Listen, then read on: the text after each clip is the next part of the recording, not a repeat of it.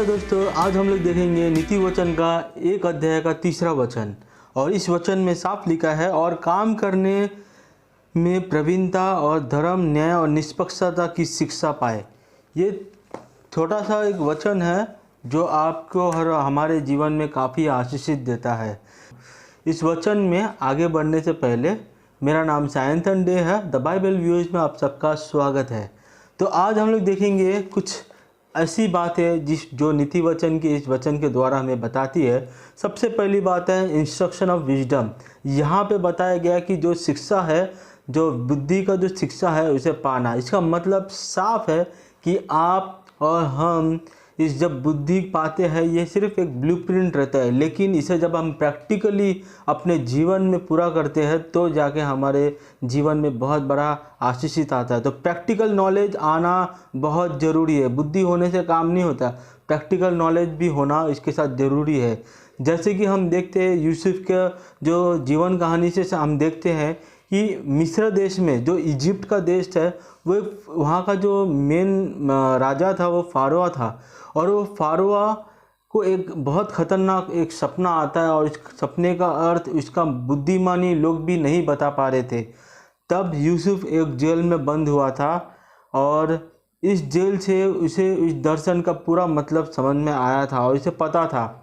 तो जो व्यक्ति खाना परोसता था वो कहा था कि एक आदमी है जो जेल में है, वो हमेशा बहुत सारा सपना देखता है और इसका सही मतलब भी निकालता है, और वो सच भी होता है। ऐसे बहुत लोगों के साथ हुआ है। तो राजा ने सोचा कि क्यों ना उसे बुलाया जाए और मेरा इस सपने का अर्थ जो मेरे खुद के मिस्र के लोग नहीं बता पा रहे, तो ये तो जरूर बता पाए। तब वो राजा को बड़े सपना भी बराबर से याद नहीं था कि वो सपना क्या देखा था, और सपने का अर्थ जो था वो भी उसे पता नहीं था। लेकिन यूसुफ ने दोनों ही बताया, उसका सपना क्या था और सपने का असली अर्थ क्या था, और वो भी उसे उसने उल्लेख करके बताया। तो हम देखते हैं यहाँ पे साफ साफ कि यूसुफ को जो परमेश्वर ने जो बुद्धि, ज्ञान और आत्मा से भरा हुआ था, वो बहुत बढ़िया था कि उसके जीवन में परमेश्वर ने ऐसा कुछ कार्य किया कि उसने जो उत्तर दिया, जो राजा को जो सपने का अर्थ बताया, तो राजा ने पहला कदम उठाने की कोशिश किया कि इसे प्रैक्टिकली कौन निभा सकता है। तब यूसुफ ने इसे कहा कि आपके कोई भी अगर बुद्धिमानी व्यक्ति है तो वो आप इसे दे सकते हैं। पर मिस्र देश का जो राजा फारोआ, उन्होंने मिस्र देश का एक भी राजाओं को क्या नहीं किया, उनके बुद्धिमानी लोग को भी नहीं चुना, लेकिन यूसुफ को ही चुना कि तुम ही इसका मतलब पता है, तुम्हें इसका ब्लूप्रिंट है, तुम ही इसका प्रधानमंत्री बनोगे। तो सबसे पहला दुनिया का प्रधानमंत्री था वो था यूसुफ। उसकी बुद्धिमानी के वजह से परमेश्वर ने उसको ये आशीष दी थी। तो हमें और आपको भी इस बात को समझना है कि बुद्धि को जब तक प्रैक्टिकल में ना निभाया जाए, प्रैक्टिकली उसको ना हैंडल किया जाए, तब तक हमारे जीवन में हम आशीषित नहीं पाते हैं। तो याकूब का किताब 1:5 में साफ लिखा है कि परमेश्वर का जो आशीष है, आप परमेश्वर के पास से बुद्धि मांगो, परमेश्वर वो आपको जरूर देगा। तो इस चीज़ में जो है बुद्धि का जो शिक्षा में 3 चीज़ें आती है। नंबर 1 आती है न्याय, नंबर 2 निर्णय, नंबर 3 निष्पक्ष। न्याय इन द सेंस यहाँ पे जस्टिस है। जब हम न्याय करते हैं तो जस्टिस, इसका मतलब क्या है? शुद्धता। तो पहली जो चीज़ है इसमें वो है उचित। जब हम देखते हैं कि उचित परिणाम या उचित मात्रा में दिया जाए, जैसे कि हम तराजू अगर देखते हैं, न्याय करने का टाइम हमको याद आती है तराजू में कभी भी बैलेंस ऊपर नीचे नहीं रहता है, समानता रहती है। तो समानता रहने का मतलब क्या है? मतलब आपको जो सामान दिया जाए उसका वजन इतना है जिसका वजन का आप दाम ले रहे हो, उसी दाम को आपका फेयरनेस डील करना है। याद रखिए दोस्तों, जब भी आप कहीं दुकान में जाते हो, वो दुकानदार आपकी ईमानदारी के साथ सारे तराजू में न्याय के साथ सही सामान आपको बार बार देता है, तो आप उस दुकान में जाने के लिए नहीं हिचकाते। और वो दुकानदार बहुत मालामाल भी होता है क्योंकि वो सही तरीके से आपके साथ डीलिंग करता है। लेकिन जो दुकानदार समझो आपके साथ बेईमानी करता हो, जो 1 किलो की जगह कम रेट करके कम करके लेता है और पैसा बराबर लेता है, तो क्या आप इनके पास जाना चाहोगे? मैं तो समझता हूँ कि आप जाओगे ही नहीं, आप कभी इसको मुँह ही नहीं दिखाओगे। तो वैसे अगर हम अन्याय करेंगे, हमारे जो प्रैक्टिकल नॉलेज के साथ अगर हम अन्याय करेंगे, तो आपका जो जीवन में बहुत सारे आशीष गंवा बैठोगे। तो ये आप न्याय, जब आप किसी भी काम के लिए न्याय करोगे तो सही तरीके से आप न्याय कीजिए। और दूसरी बात हम देखेंगे न्याय में, वो है वैधता। वैधता मतलब वैलिडिटी। जब आप कुछ काम करोगे तो लोग इसका वैलिड मांगेंगे, हाँ ये जो है ये वैलिड आपने परिणाम में किया है। तो तीसरी बात जो है वो है समझदारी, जो है साउंडनेस। तो समझदारी भी काफ़ी इम्पोर्टेंट है कि आपने जो समझदारी के साथ काम किया है या नहीं किया है, वो भी इस न्याय के अंदर आता है। और चौथी और आखिरी बात है समर्थन, और इसका मतलब है जस्टिफिकेशन।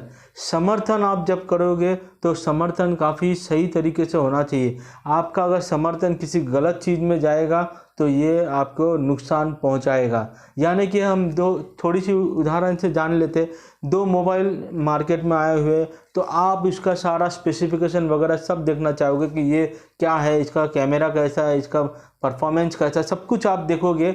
और उसके बाद ही आप दोनों में से कोई एक मोबाइल का आप समर्थन करोगे कि नहीं, इसमें इस बात के लिए मैं इस मोबाइल को लेना चाहता हूँ। तो आपका समर्थन सही होना चाहिए। ये नहीं कि जब आपने ले लिया तो पता चला कि ये जो मैं देख रहा था इसमें ये चीज़ की कमी घटी है। तो समर्थन करने से पहले बहुत समझदारी के साथ, न्याय के साथ आप अपने जीवन में आशीष लाए। दूसरी बात जो हम देखते हैं बुद्धिमानी की शिक्षा में, और वो है निर्णय, जजमेंट। जजमेंट यानी निर्णय जो आप लेते हो, वो सही निर्णय लेने में आपको आना बहुत ज़रूरी है। निर्णय में आती है निष्कर्ष, एक सेंसिबल डिसीजन लेना पड़ता है। यहाँ कोई ऐरा गरा डिसीजन नहीं रहता, एक सेंसिबल डिसीजन लेना पड़ता है। उस डिसीजन को आपको आशीष मान के चलना, क्योंकि एक डिसीजन आपको बहुत फ़ायदे भी बना सकती है, वही डिसीजन आपको बहुत नुकसान भी बना सकता है। तो डिसीजन लेने से पहले 10 बार सोच के एक सही निर्णय लेना बहुत ज़रूरी है, जो बुद्धिमानी सही डिसीजन लेने में आपको मदद करती है। और दूसरी है न्यायिक निर्णय, जिसको हम देखें एडजुडिकेशन, जहाँ पे हम देखते हैं कि परमेश्वर का जो आशीष है न्यायिक निर्णय लेने में। आपका जो पहले वाले पॉइंट है उचित था, उसको हम सही जजमेंट लेना बहुत ज़रूरी है। दोस्तों जजमेंट मैं काफ़ी बार सुना था, लेकिन जजमेंट का असली और जब मैं ड्राइविंग क्लास सीख रहा था तब मुझे पता चला था।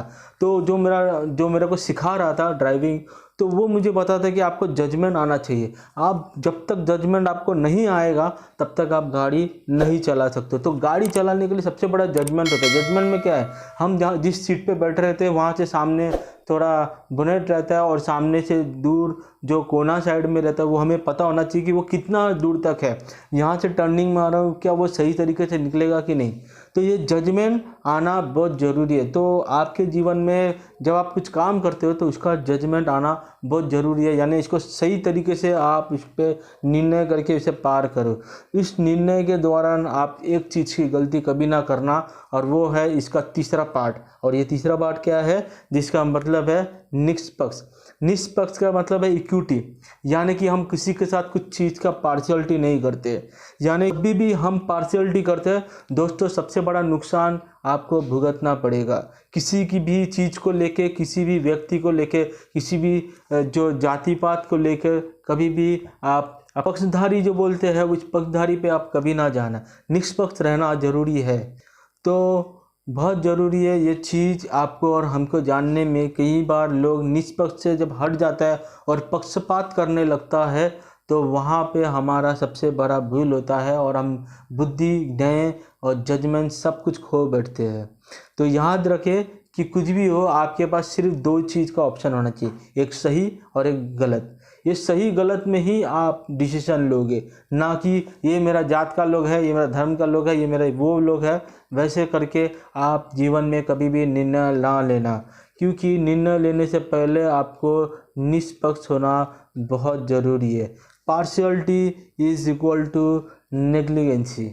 अगर हम बोलोगे जो चीज़ है, पक्षपात जो चीज़ है वो कुछ भी नहीं, वो एक लापरवाही का बराबर है। तो अपने जीवन में ऐसी लापरवाहियाँ ना करें।